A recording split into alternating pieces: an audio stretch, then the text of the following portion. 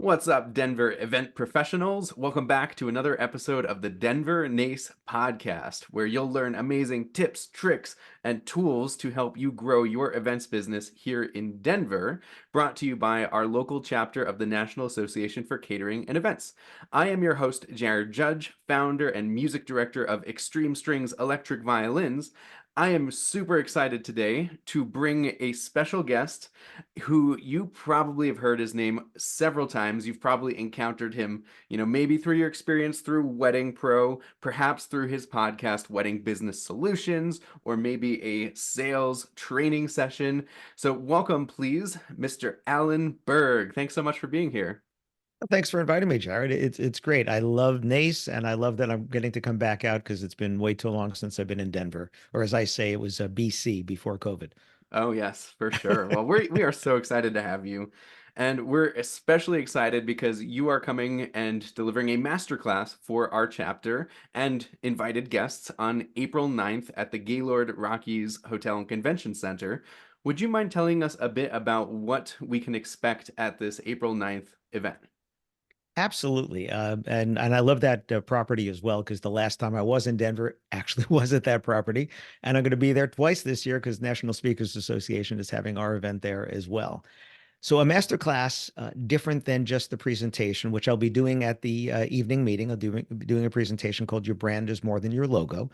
And that meeting is, what you typically would expect. You're going to come and you're going to do networking, you're going to eat, you're going to hear a presentation. And that one is going to talk about how branding is different than your brand. And really to understand your brand is to understand you why.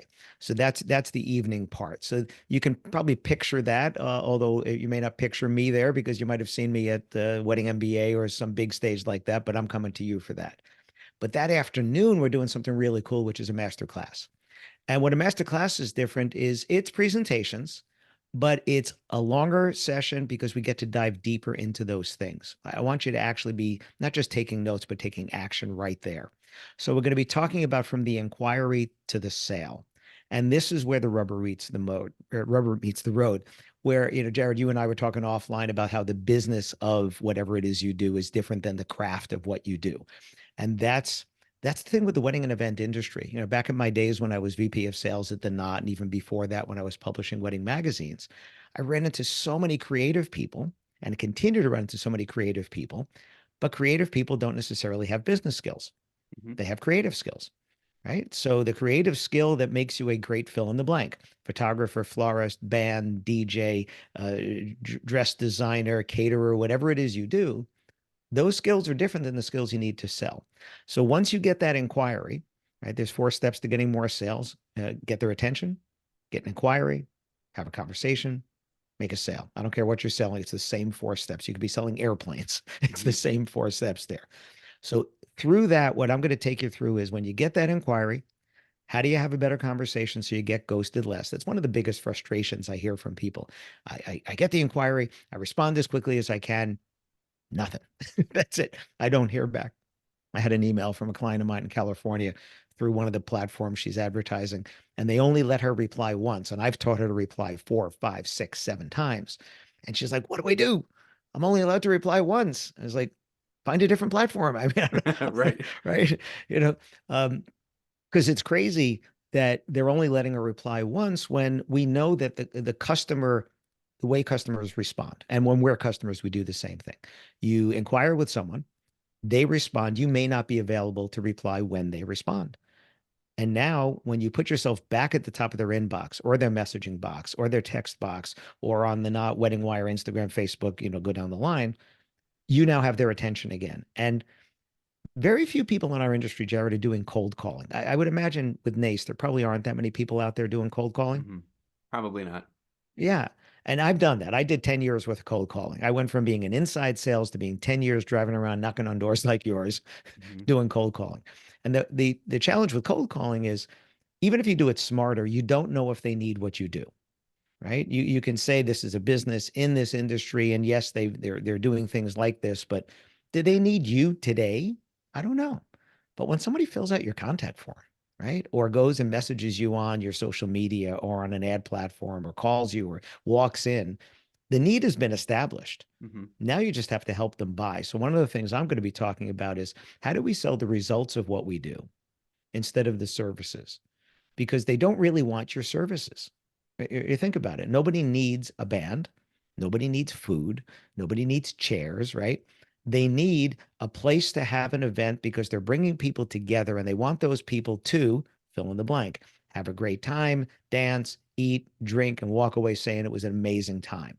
Hmm. But those things that we sell, those products and services, are the means to the end, which is how do you want people to feel? What is the result that's important to them? So that's a lot of what we're going to be talking about and how to articulate that, both in writing, in person, asking better questions, following up. One thing that I've found, I did a presentation at Wedding MBA last year on secret shopping, and we secret shopped over 200 companies last year. And I got to say that our industry, wonderful creative people, are really bad at following up. Right. Oh, Now, what that's was crazy is almost 20% of the companies we inquired with, and I'm talking about going to your website, filling out your contact form, almost 20% didn't respond at all. Like not even one. Yeah, so just so you had that, like, what? What do you mean? What do you mean? Like you and I can't imagine ever not replying to someone who inquires. And I would imagine that the businesses that didn't think that they do and want to, but for whatever reason, they didn't.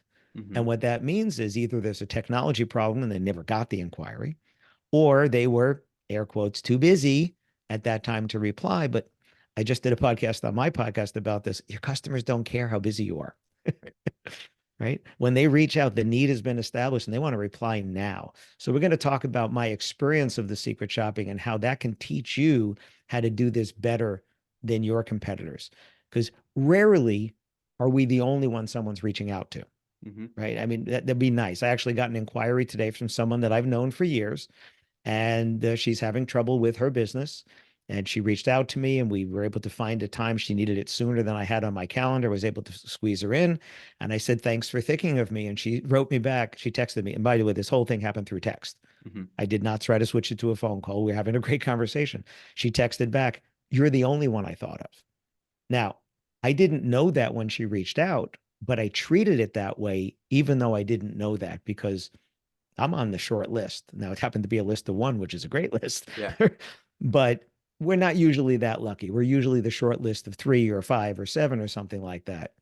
And we just have to help them get results. This person didn't reach out to me because they wanted to spend money today.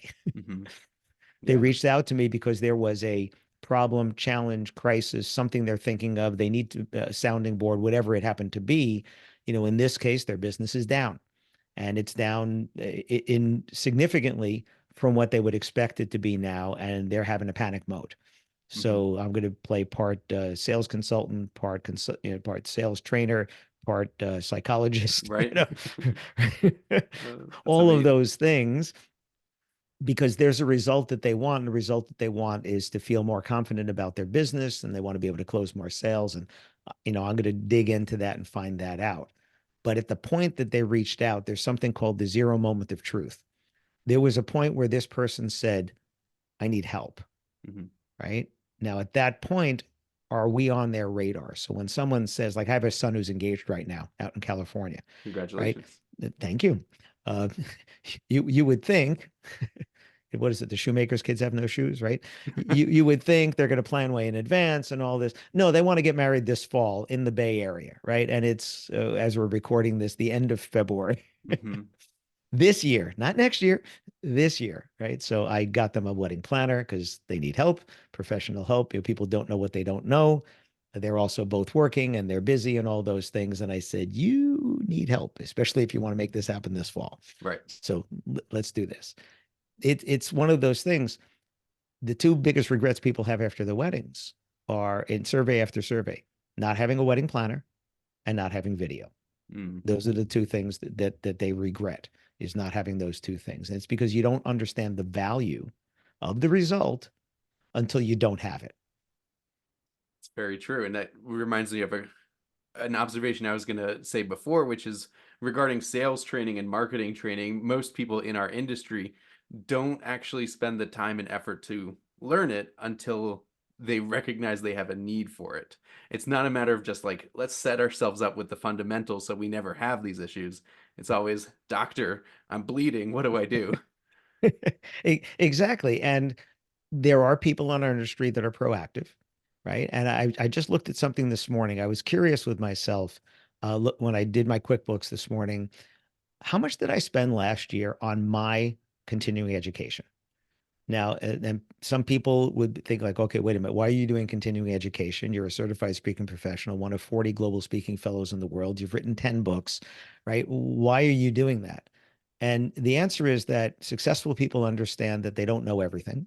Mhm. And my philosophy is that I don't ever want to be the best I can ever be, but I do want to be the best I've ever been every time.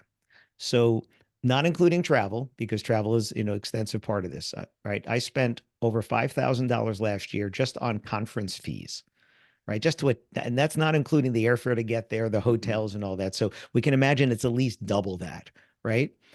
But my business, when I look at my top line and my bottom line, is more successful because of that. And some of that is just meeting new people. Some of that is just experiencing things I wouldn't. I'm going to go to 4 speaker conferences this year, 3 in the US, 1 in the UK. And last year, the one that I went to in the UK, they asked me to speak. And not originally, but they asked me to speak afterwards. And it was interesting because I had asked about speaking and they said, no, we have all our speakers. But I donate to what's called the foundation, which, like many things, and NACE and ILE and a lot of these groups have foundations to help people who've fallen on hard times, right? Or because natural disasters and things like that. So there's one for the speaking world. There's one for the National Speakers Association. This happened to be the one in the UK, what's called the PSA UKI, the Professional Speakers Association of the UK and Ireland. So I donated consulting sessions, and all the money went to the foundation. Well, after I did a couple of those sessions, one of them with the incoming president of the group, all of a sudden they asked me to speak, right? So there was no room until they saw results, right? I just said that before, was selling results. All of a sudden they're like, wait a minute, whatever you just did for me privately, you need to come do that in our conference. Mm. Because now they experience those results. Kind of like I was at a wedding a year ago, January, and they had both a band and a DJ, both really great. And I'm looking at this DJ thinking, he's got this dance floor packed. He owned this room. The only 3 people who weren't dancing were me, my 93-year-old uncle, and my 91-year-old aunt. And I was sitting there with them because I don't get to see them very often. And my uncle ended up passing not that long after, so it was a good thing I did. But I'm watching this dance floor going, wow, this is great. Well, I come to find out that the couple saw him in another wedding. Mm. Also turned out that I knew him because I had done a sales training for his company a couple of years before. I'm like, he looks familiar, right? Um, but they saw the result and they wanted that result, right? He was a means to an end. They didn't want the person, they wanted the results of hiring that person. If you can't perceive a difference between results from one company and another, you're going to go with the cheaper company, right? If you don't perceive there's any benefit of investing in your education, you're not going to do it. Mhm. And the thing is, it's an intangible because, like with me, with my stuff, somebody came up to me at Wedding MBA, and I love when somebody starts a conversation this way. Alan, don't take this the wrong way. Like, okay, what's coming next here? And they said, I saw you about 5 years ago, and I thought you were a really good speaker, but you're so much better now. And I said, thank you. I don't take that the wrong way. I take it exactly the way you meant it, which was you were good, you're better. Well, that's why I spend so much money investing in my education. That's Mhm. why I study the craft of what I do, not just the business side and all of that. And what does that mean is I watch other speakers and I go, what did she do that was so good? Or, ooh, why did they do that? Don't do that, right? And the same, you're a musician, I'm a musician. You watch other musicians, and sometimes you're like, wow, that blow my mind. And other times you're like, ooh, I wouldn't have done that right over there, right? Mhm. Unless you're Miles Davis, and then you could get away with it. And if you don't know, Miles Davis had a great quote. Somebody said, "Do you ever hit a wrong note?" And he said, "Yeah, I hit wrong notes all the time." Well, what do you do when you hit a wrong note? I just keep hitting it until it sounds like I meant to do that. Exactly. That's jazz. That is jazz. That is jazz right there. And jazz is improvisation. Well, sometimes we need to be in the orchestra for the classical concert where we have to play every note exactly as it's written on the paper. And there are other times where it's improvisation. right? Mhm. Where we have to go with it. When you're meeting with someone to sell them on your services, or as I like to say, help them buy the results of your services, that's improvisation. Sales scripts are like that chart that they're given to a musician. You have to play this. When I was in the jazz band in high school, I was the second piano player, right? There was a guy that was way more technically skilled than I was. And classically, you put any piece of music in front of him, he could play it. But if you gave him 12 measures to improvise, he didn't know what to do Mhm. because he needed the music, right? You know, people like that. He Yep. needed the music. I lived for those 12 measures. I wanted that improvisation. And the teacher hands me this chart and he says, okay, this is it. This is you're going to be the lead. I said, okay, I have to play this. He goes, yeah. I said, exactly this. He said, yeah. I Ah. said, every time. He said, yeah. Well, that is like when I started in the industry, I was trained, air quotes here, I was trained with a manual, this big 3-ring binder with all these page sleeve things. And I was supposed to go out and do sales and literally go front to back in this book. And I had already been in sales for 10 years before that. I'm scratching my head going, that's what we do. Like that's what you're supposed to do. Like go through that. And she's my trainer. She's like, yes, this is what you do. Well, she went back to the main office and I put the manual away Mm. because that's not how you sell. You're not listening if you're going through A to Z. You're no better than the tram driver at Disney. And on your right is Magic Mountain, and your left is Cinderella's castle. And what we have to learn is we learn by listening, not by talking. My most popular book, if you're seeing this over my shoulder, there's 3 orange covers. It's Shut Up and Sell More Weddings and Events. Mhm. And that's because we learn by listening. When we're talking, we know everything we're about to say. So, one of the things I like to teach in my training and in the workshop is, what does listening mean? What are better questions to ask that will get us better answers to get people feeling different things? And that's a lot of what we're going to cover. Yeah, that sounds amazing. And obviously, we don't have the time to go through all of that. And if our listeners want to get all of it, then they got to come to our meeting and event April 9th at the Gaylord Rockies, which you can go and get a ticket at nacedenver.com. But I would love to continue. I've heard so many amazing lessons from you, and some of them maybe you didn't even intend as lessons, such as, it was combined with the mystery shopping of other vendors, but even just watching what other people in our industry are doing. Like when you're watching speakers, you're noticing these are the good things that I would love to incorporate into what I do. These are the not so good things that I would like to avoid doing. We, as wedding and events vendors, should do more of that because we can't get stuck in our own ways. And that's just not a great way to progress and match the times. You look Well, like you were about to say something. yeah, I mean, we have to look outside of our industry sometimes for the good ideas because otherwise we're only hearing the same things. We're in our echo chamber. Hmm. And I listen to a lot of audiobooks. I love to read a book, but I would read 1 or 2 paperback books a year. And according to Audible, I read 44 audiobooks last year. Now, I don't know that I finished them all. I know I started 44. Some of them, yeah, maybe not. And some of them I'm still reading because they were just longer. And sometimes you just see something somewhere else and you go, okay, how can I adapt that for what I do? And the idea is not to copy what your competitors are doing or copy what someone else is doing in the industry, but what can you learn from that? And what is it about that's different? Because what we don't want to do is be a clone of someone else, because then there's no perceived difference between you and them. So looking around you for instance, when you're a customer, I did a presentation the other day, about reducing the friction in your sales process. And I started by just telling stories about when I was a customer, just things that companies did that just added friction to the process.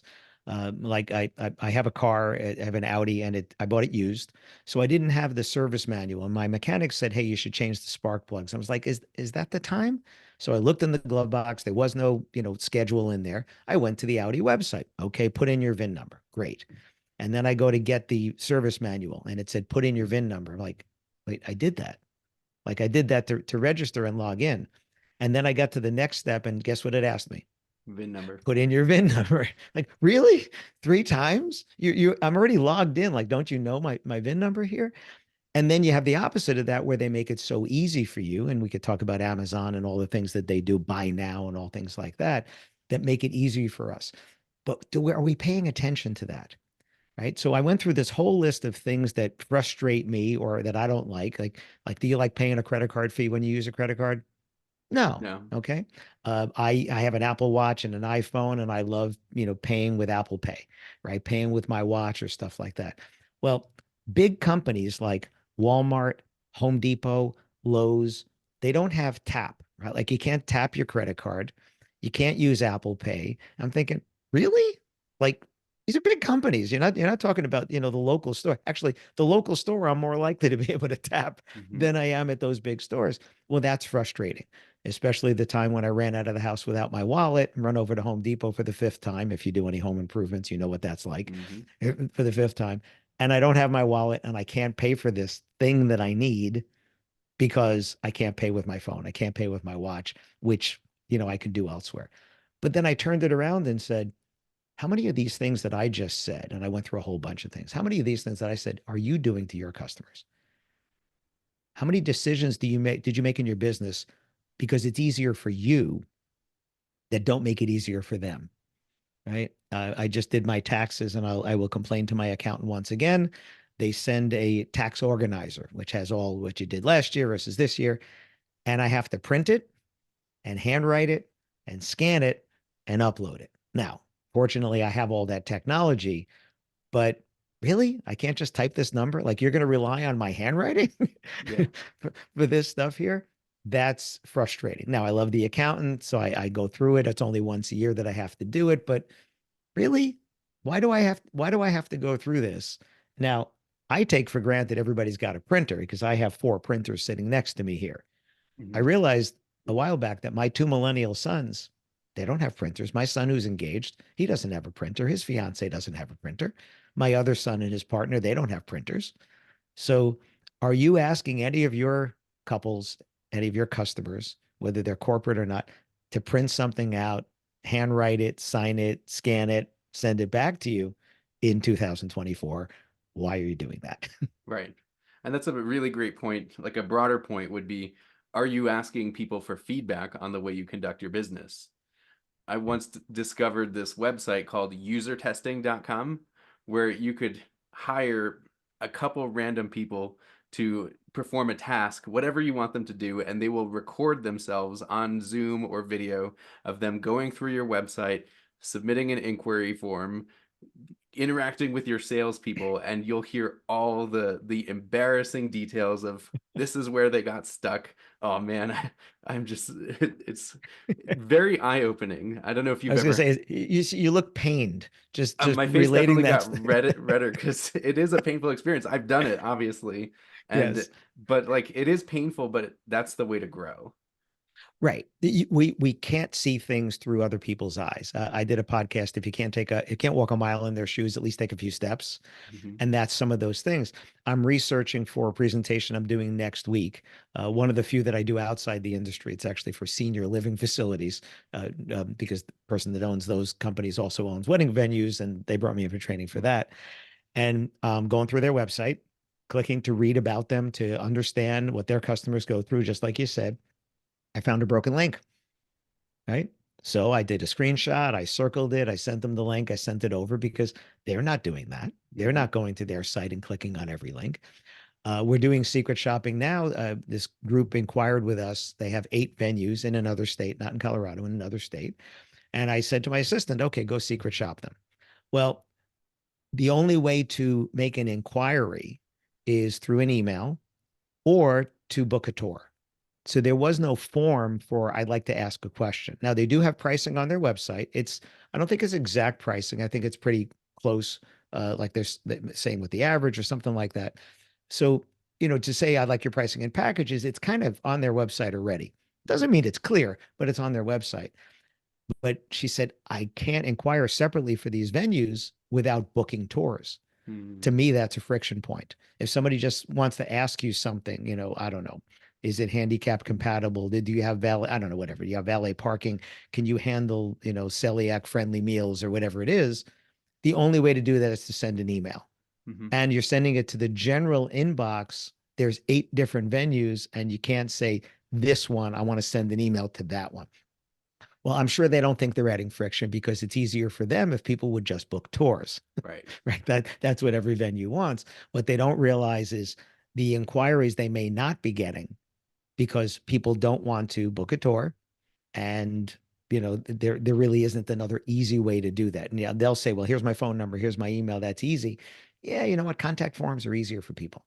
They guide them, they make it easier. I have a short contact form on every page of my website on the side, and then a contact page, Hmm. which the spammers use.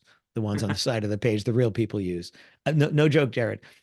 98 out of 100 inquiries through my actual contact page for somebody trying to sell me something or spam.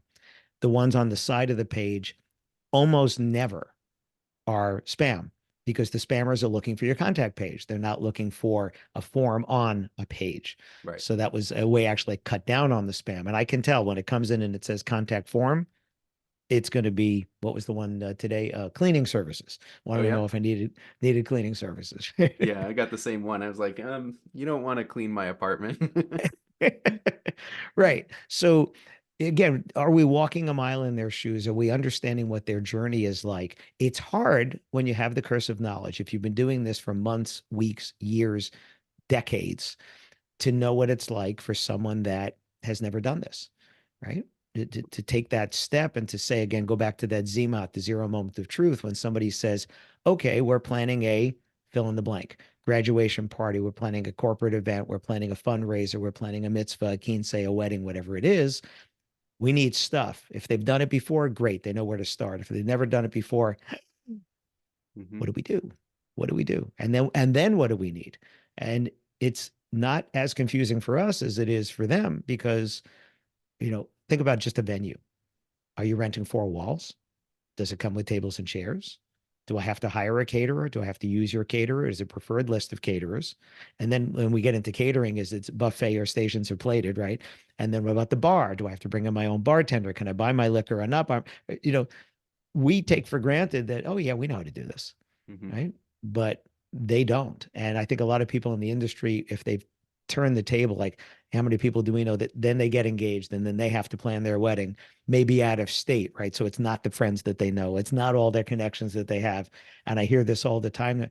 I just heard this from someone in Connecticut getting married in New Jersey. She's like, I found this florist I loved. I reached out and she didn't get back to me. So she reached out again. The customer reached out again, not the customer's job. The Hmm. customer reached out again, and the florist was like, "Oh yeah, we're really busy with events right now." I don't care. I want information for my wedding, right? That's what she's thinking. Yeah, exactly. What I'm hearing from you is we truly have to embrace being the expert that guides these people, right? Yes. Like your book, Shut Up and Sell More Stuff, or what was the newest book, which we haven't even talked about, which is Stop Selling and Help Your Customers Buy Weddings and Events. Right. Like we just have to help them and be their expert. I know so many people who are just unwilling to be that expert. They're just like, my services should just sell themselves, but they don't. Well, you hear it a lot. Photographers. Well, if they love my work, they'll hire me. Hmm. You know what? There's a lot of quality photographers out there that do really, really good work. But what's lacking on most photographers' websites, and I've consulted, I do website reviews, I've consulted on many photographers, they all kind of look the same. And when I don't take this the wrong way, but they can't tell the difference between your pictures and the next photographer because their eye is different than yours. I did this the other day in a workshop in Las Vegas. There was a photographer, and I said, "Okay, so do you use Canon or Nikon or Sony or what?" He goes, "I use Sony." I said, "Right," and nobody cares, and everybody laughed. And he's like, "Right." I said, "Because they care if the pictures are beautiful." But see, when he looks at a picture of another photographer, he's looking at the use of light and shadow and composition and all those things. And he might say, "Hey, what lens was that? And what were the settings on that lens?" and all that kind of stuff. Hmm. And somebody else looks at that picture and goes, "I don't know if I choose those flowers," Right.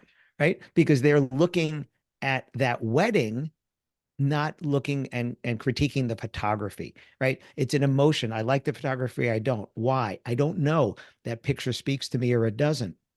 But I wouldn't wear that dress. Oh, or that dress is beautiful. Or, that venue, where was that? And they're thinking about that. And he's thinking about, but what about my use of shadow? Right. Yeah. And the other thing is you're going to spend an awful lot of time with your photographer from before the wedding to getting ready, through the ceremony, through the cocktails, through the reception, through, whenever the photographer leaves, whatever point that is.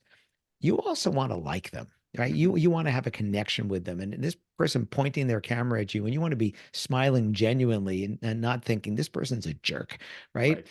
And this is part of that intangible that they don't think about. If they get it wrong, they will know. And if they get it right, and this is why the presentation I'm going to be doing at the evening meeting about your branding versus your brand is in your reviews. All right. That's the short story. I'll tell you that. And when you read photographer reviews, you read them talking about the photographer, not just the photography. When you read band reviews or DJ reviews or venue reviews, all right, or officiant reviews or whatever, you read them talking about people, and you talk about experiences. And I'm going to talk about the experience from that ZMOT, that first moment that they have any idea that they need what you do, till when their first exposure to you, through when they have conversations with you, till they book you, till the wedding, and after, till the corporate event, the holiday party, whatever. It's all experiential. Hmm. Right. That's what it is. We had a HVAC unit put in our bedroom, made our house into an extra zone, so we didn't have to cool the whole house to cool the bedroom. And the company we went with, they couldn't tell me the equipment was better because three companies came and handed me the same brochure, Hmm. like the same Fujitsu brochure, circled the same 15,000 BTU unit. You can't tell me yours is better than the next one because they're all the same. Yeah. But only one company followed up. Hmm. And then when I asked them a question, they responded right away. And if I texted or if I emailed or if I called, right away. Well, who did I go with? That company, right? And then when we needed something else done, I was going to reach out to different companies. I said, let me go to them first. And when push came to shove it at the end, I said, you know what? I really don't want to shop around. And I went back, and this is a little sales thing as a customer that I do. We all want to know we got the best price. And we all want to know the next customer won't get a better price. And I say, never fault somebody for asking for a better price. You don't have to give it. Right. I just had somebody ask me that the other day, and I gave them wording for that. So I went back to the guy and I said, listen, there's a lot of companies around here that can do this. I really don't want to shop around. What can you do to have me not shop around? Hmm. And he came back and he did something for me. Now, he didn't have to, kind of wanted to go with him anyway. Right. Yeah. And I probably would have gone with him anyway, because then I know that I got the best price. Well, instead I got $300 off. So there you go. And the idea is that company has already proven to me that they're responsive, they're reliable. The workman that came and did the work followed through for the person that made the sale, because that's often in our business as well, right? The person selling you that venue isn't the person cooking your food, right? Well, Hmm. maybe sometimes, but rarely is that the case. And sometimes if the entertainment company, the person that books may not be the person doing the entertainment, and so forth. So we have brands that have feelings, brands that have voices, right? Like the Target's voice is different than Macy's, Hmm. and Taco Bell's voice is different than Panera, right? So brands have voices. Do you know your brand's voice? Does that come through in your communication? Too often I see the communication, it just seems stiff, like your ninth grade English teacher's looking over your shoulder going, Jared, that's not proper grammar. That's not how we speak. And you're like, right, that's not how I speak. Exactly. This is how I speak. And therefore, that's how I write, Hmm. whether it's a text or an email or whatever on my website. This is how I write. Or does it sound like the SEO people? Those websites where the SEO people were there first? Yes. Looking for a wedding band near you. Right. Well, if you're looking for a Denver wedding band, then you need a band in Denver that does weddings, because wedding bands in Denver, it's, Exactly. it's like Rain Man, definitely needs to say that. Hmm. So getting out of your head, and looking at your own business the way other people do. And this is actually a good way to do this, is to pick a buddy and go look at their site, go look at their marketing, go look at their things, preferably somewhere where you've never seen their stuff. And then have them do, like you said, with that testing, have them go look at your stuff and go, like, I know you, but this doesn't look like you, or this doesn't feel like you, or this doesn't sound like you. And then when you do what you said, which is, look at the competitors, look and see what they're doing, just because they're doing it doesn't mean it's working. Right. And it doesn't mean it's right for your business and your brand and those things. I see a lot of things that other speakers and consultants and trainers do that I won't do. Hmm. Maybe it works for them. I don't know. For instance, the picture on my homepage, what do you typically see with a speaker? There's the speaker up on stage. Now mine is me on stage, but shot from behind me so that the faces are the audience's faces, not mine. Now you can tell that it's me if you've seen me. I'm bald and there I am. Okay, great. And it's kind of a three-quarter shot, so you can still see that it's me, but it's me on stage because of those people. I didn't need to be there if those people weren't coming. Very much like, the videographer doesn't need to be there if there was no event. The Right. photographer doesn't need to be there if there's no event. The officiant doesn't need to be there. And for most of the events that we do, they're happy occasions, Mhm. right? Other than, maybe celebrations of life, which is the happy, sad one, right? They're happy occasions. So people are bringing us in because they want to. It's totally discretionary money. There's no law in this country, or actually, I've spoken in 14 countries. There's no law anywhere in the world that says you have to throw a party when you get married or when your kid turns 13 or 16 or 15 or whatever. There's no law that says a company has to have a holiday party or a customer appreciation event or that, charities have to throw fundraisers. There's no law. Yes, they have to raise money, but there's no law that says they have to do it. They could just keep asking for money, right? Like that's the other stuff you get in your inbox, Mhm. right? All the people asking for money. So when we're brought in as the event industry, it's almost always a happy occasion and it's discretionary, which means people are doing this because they want to. What are the kind of results that we can bring them so that they'll say at the end, that was worth every penny, even when it's more than they wanted to spend, which most of the time it is, right? It's, Mhm. and you know why that is, Jared? Why do you Yeah. think? Let me think about that. Why? So the question What, is why do why? people spend more than they originally intend? Because the person that they were speaking to created the desire for it. Because the results they want cost more than the budget they set. There you go. But when they set the budget, they didn't know that because especially if they've never done it before, right? What does fill in the blank cost if you've never bought it before? You don't know. You don't. It's what's called framing. We frame current decisions from past experience. So if you were going to go buy a new, you're a musician yourself. Yep. What's your main Violinist. instrument? Violinist. Okay, you're going to go buy a new violin. You have an idea what violins cost, Hmm. right? And you might say, okay, inflation, or it's been a while, or I want something that has, different features than the one before. I want one of those clear ones that I can, light up with different colors or whatever it is, right? You're going to say, okay, I have an idea. Now, what if you've never done that? What if you, as a violinist, said, okay, I'm going to go buy a baritone saxophone? Yeah, I'd be completely guessing. Right. Now, when we guess, we got to try to use some information we might have and say, okay, instruments, there we go, right? And we're probably going to be wrong Hmm. because we didn't have anything to base it on. Okay, so now you put yourself in the shoes of someone planning an event. What does catering cost?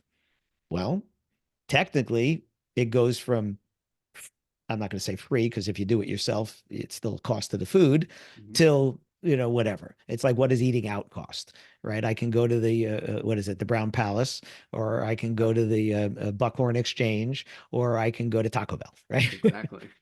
Right. So this range, they come up with a number and say, okay, this feels about right. This is what my son and his fiance are going through right now. I don't know what their budget is, right? They did say that they would like to have a band, but it's probably going to bust their budget, which is why we just told them that we're going to pay for the band because my parents did that for our wedding. And, this saves them money for other stuff. So they're going to get what they want, but not in their budget, Hmm. right? So their budget is not going to allow for that.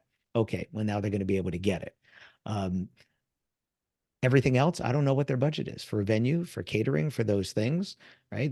That's up to them to decide. And if we decide to help anymore, that's up to us, right? And I told my wife, I said, we're not going to tell them what we're going to do until they figure out what they want, Right.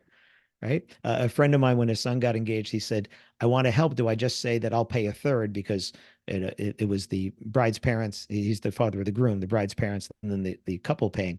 I said, you want to be a blank check? Exactly. If you want to be a blank check, yeah, knock yourself out. I said, what I would do is either pay for certain services or write them a check for whatever you feel comfortable. Let them do what they want. If it happens to be half, great. And if it's 10%, fine. That's up to them to decide what they want.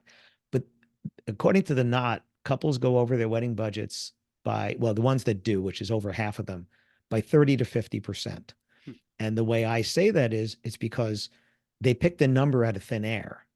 And then they said, these are the services we want. So this is the venue, this is the caterer, this is the photographer, the videographer, the music, the flowers, the clothing, the jewelry, the officiant, the invitations, the transportation. Right? The average wedding has 12 to 14 services, right? So all of these things. That's not including the honeymoon. Then we got the honeymoon on top of that.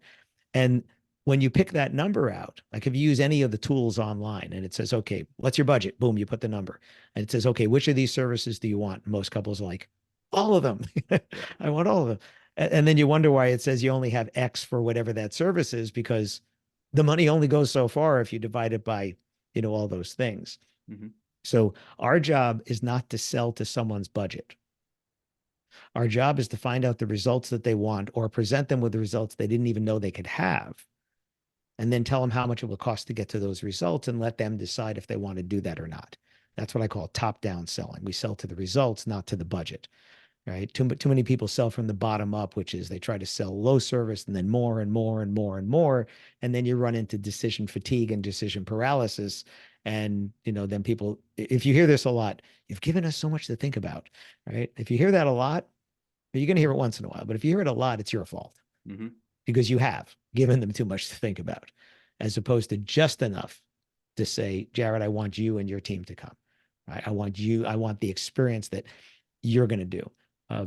I did a podcast. Are your results really better or are they just different?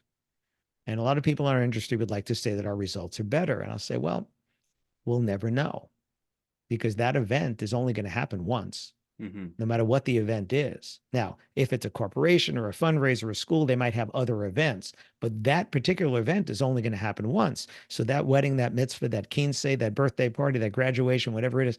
So how will we know if your results were better if there was nobody else doing what you did? So there was no other musicians, there was no other officiant, there was no other caterer. It was only at that one venue. Unless we go to the sci-fi world, right? If we all of a sudden, have parallel universes with two of the same event going on, and the only thing different was you versus somebody that does something like you, maybe then we could tell which was better. But otherwise, it's their perception that your results will be better, and they want your results, and therefore they have to pay your price. And all those companies that are getting higher dollars, it's people perceive that the results they're going to get are the ones they want because they will be better than somebody else's. Yeah. But it has to be a perception because it can never be a reality. Right. And that right there is one of the biggest arguments for becoming better at sales, because it doesn't matter how good your product is if nobody has a chance to experience it. Right. And the best thing is if someone has experienced what you do, then they can say, okay, I know what it's like to have you fill in the blank, to eat your catering, to be at your venue, to see you officiate a wedding, right? To get your invitation in the mail. I know what that's like. But for a lot of us, it's, just selling that idea. And that comes back to the asking better questions to help them buy. So it wasn't my first book, but my first sales book, Shut Up and Sell More Weddings and Events. Right, that book was to teach you to stop talking and listen. And I said, if I ever write another book, it's going to be a sales book. It's going to be called Stop Selling and Help Them Buy. And the reason is you don't need to sell somebody who is already a buyer. You're not trying to convince them to buy services like yours. You're trying to convince them that yours are the services and results that they want, Mm-hmm. but they're already a buyer. In a previous life, over 30 years ago, I was in the car business. Right? People don't walk into a car dealership because they need bread. Right. They walk into a car dealership because they either need today or will need or thinking about at some point that they want a car. Mm-hmm. And what I learned is don't sell them the car they sat in because, let's face it, if it's a red convertible in the middle of the showroom floor, most of us are going to go sit in it and have Mm-hmm. a moment. And then you find out that, in my case, I was selling minivans and stuff like that, baby number 4 is on the way and that red convertible isn't happening for at least 18 years. Right. So stop trying to sell them that and just ask better questions. What did you come looking for today? How can I, what is it that I can help you find? Like Yeah. when you walk in a store and somebody says, can I help you? Right? That's a bad question, right? What can I help you find is a better question. I travel a lot. I mean, a lot. I think I drove 5,000 miles last year, but I flew 100,000, right? So I'm Wow. in hotels a lot, restaurants. And I always get a kick when I walk into a hotel dragging two suitcases behind me, walk up to the front desk, and the person says, "How can I help you?" Like, I need a sandwich, right? Like, Right. how do you think you can help me? Now, if they say checking in, right, it's just still pretty obvious, but that's a better question. But instead, Mhm. how can I help you? What do you think here? Right now, if I walk in with no bags, walk up to the desk, maybe that's a better question. But seriously, just walked in from outside, clearly out of breath, dragging these suitcases behind me, and you say, "How can I help you?" Right? That's too That to me funny. is not good customer service, but it happens all the time. If you think about it, people that do that, ask you the wrong question that will not get you closer to the right information or the right answer, right? It happens to us all the time. Well, let's turn ourselves around again. Are we doing that to customers? Hmm. When we were clearing out my dad's apartment after he passed, we found two film canisters and we couldn't tell if they had been exposed or not because it was this film called APS, which doesn't have the little leader out when it's not exposed. So it puts it out and back. And well, I got really excited. Like maybe there's pictures on here, right? From years ago. Where do you even get it developed anymore? Right. So we go to CVS and they have film. Great. Drop it off. Okay. And I said, so how long does this take? And the young lady goes, I don't know. And that was it. She didn't say anything else. I'm thinking, not, I don't know. Let me go find out. Like, just, I don't know. Right. Yeah. But that again, that happens to us as businesses. Are we doing things like that to our customers? Or are we trying to get to the root? There's a great book called The Challenger Sale, Hmm. where you challenge someone on the results that they're asking for with results that they couldn't have imagined. And the way I explained it very simply is people can't ask for what they don't know exists, That's true. right? If you've seen it, you've heard about it, whatever. What was Steve Jobs so good at was coming up with these things that we couldn't imagine and now can't live without, right? I remember the first iPad. I was like, who needs that, right? Hmm. I think I'm on my fifth or sixth, right? Who needs that? I'm on my fifth or sixth. Apple Watch, the old Dick Tracy wrist radio from there you go from way back. What was that in the 30s or 40s or whatever? They perceived if they're Star Trek. Think about all the things on Star Trek that were props. The flip Hmm. phone, right? The communicator became the flip phone. Um, they don't have it yet, but what was the Dr. Bones, right? McCoy, he had that thing that he could just go over you and tell you what was wrong with you. Oh, yeah. I, I heard that was actually a salt shaker Oh, that they really? turned in That's that cool. they turned into this thing that he did there. But all these, things. But your customers can't ask for what they don't know exists, Hmm. right? So like what you do with violin, if someone's vision of a violinist is classical music, right? Classical, Baroque, whatever it is, they can't imagine you doing contemporary music. Uh, I remember sitting in where were we? We were in a B&B in South Carolina, Hilton Head, South Carolina, having afternoon tea. It was a very nice afternoon years ago, and listening to the music, and it was a string quartet. And I said, that's the Rolling Stones. That's Yeah. Sympathy for the Devil. It was the Hampton String Quartet. And it was the first time I'd ever heard that. To me, string quartets were Eine kleine Nacht music. String quartets were, classical music. And I'm hearing this and it blew my mind because I'm like, I know that song. Hmm. I've never heard it played like that. Yeah. Okay, now expanded mind. Now, what else can I hear like that? What other songs can I hear like that? What would it sound like if they did the Doors, if they did, whatever? Yeah. And now you can't unknow that. That's the curse of knowledge. You can't unknow that. Your customers don't have the curse of knowledge because they don't have that experience. Exactly. It reminds me, I do a lot of, sales consultations for my own services. And oftentimes I'll ask, like, what's your dream wedding? What specifically with the music? What are you imagining? And they'll describe to me very simply, we're just looking for background music while our guests are seated and walking down the aisle. I'm like, that's all? Really? Then I paint this picture. I tell them the story that oftentimes when I tell this story, if the mom of the bride's on the call, she'll start crying. And then I've expanded their mind like music is no longer just background, it is the emotional intensity of your moment catered to the exact occasion. Right? Music is memory. Food is memory. Hmm. Vision is smells. They're all memory. We all have that when somebody says like what song was playing when, right? And then you go back to that memory. And these are every decision we make is emotionally involved. People that have the part of their brain that's damaged that controls emotion can't make basic decisions like what to wear and what to eat. Mm. Even when you think these are not emotional decisions, every decision we make is emotional. So what you're trying to do again is not sell your services, because if you sell your services, somebody sells them cheaper. Mhm. It's always going to be the case. Or as I like to say, when you were new in business, it was you that sold it cheaper, right? And That's now true. you don't, right? And that's the case with all of us. I charge, I think, 5 times what I did in 2011 or 12 when I started with my business when I left the knot. And the idea of, well, people won't pay that.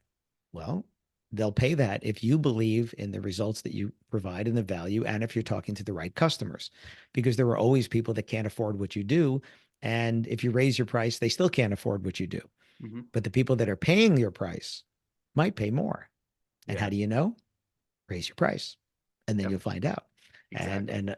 and that's what I like to play that game with my customers and my audience as well, is to challenge them and prove to them that everybody in the room can raise their price. And there are people like, no, I can't raise my price. I was like, yeah, you can. Yeah, you can. I'll prove it to you.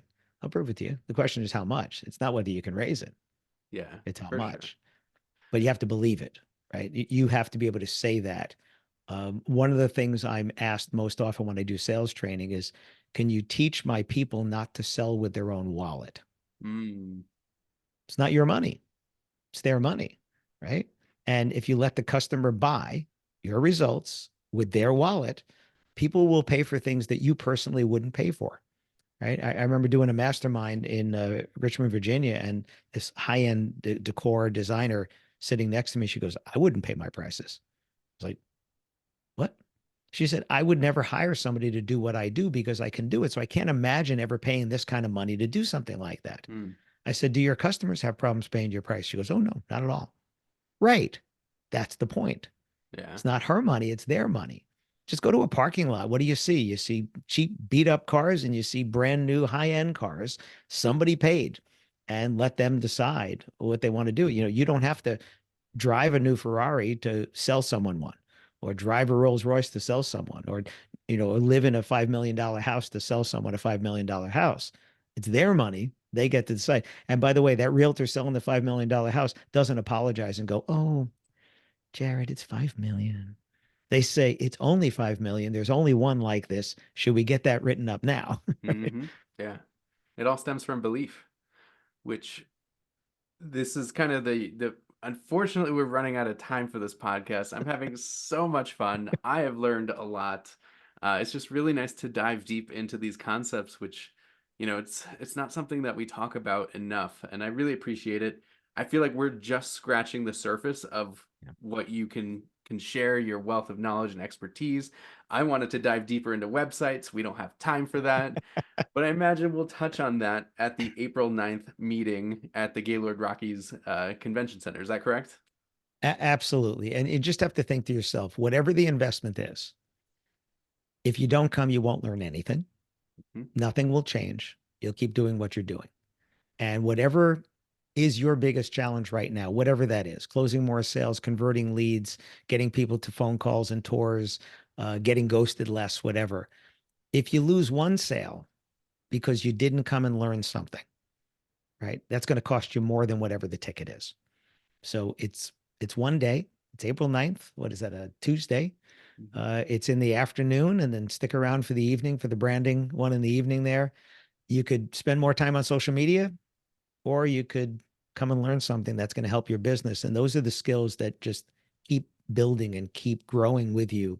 Where if you learn how to close one more sale, that's going to turn into you closing another one and another one and another one. I'll leave you with the one last story. Yesterday, unsolicited, a guy reached out to me that had done something just like this, that had done a class like this with me years ago. And he said, I was just thinking about you today again. I don't know why, maybe he saw something on social, whatever. He said, I just wanted to reach out and let you know that that was the best investment that I ever made. And this year, we're going to hit our annual sales goal in the first quarter, That's amazing. right? Now, I didn't do that. I gave him tools to do that. And then he did that. We can't make you come to this event. But if you come to this event and you don't hear at least one idea that you can use right away, you aren't paying attention. I mean, that's what it is. There's just gonna be so much information there besides the people around you, right? Besides the value of networking and all that. So I'm with you, Jared. I wish we had more time because this is just so much fun. As you can tell, I think you and I could do this all day. Oh, absolutely. Well, thank you so much for being on this episode. For our listeners who are interested in coming and hearing Alan for a lot longer than this 1 hour episode, go to nacedenver.com. That's NACE, stands for National Association for Catering and Events, nacedenver.com. Right on the homepage, you'll see the April 9th event. You can get your tickets before they sell out, which I am sure they will. And I just can't wait to meet you in person. So thank you so much, Alan. Maybe we can jam one of them out there. That'd be awesome. Bring your keyboard.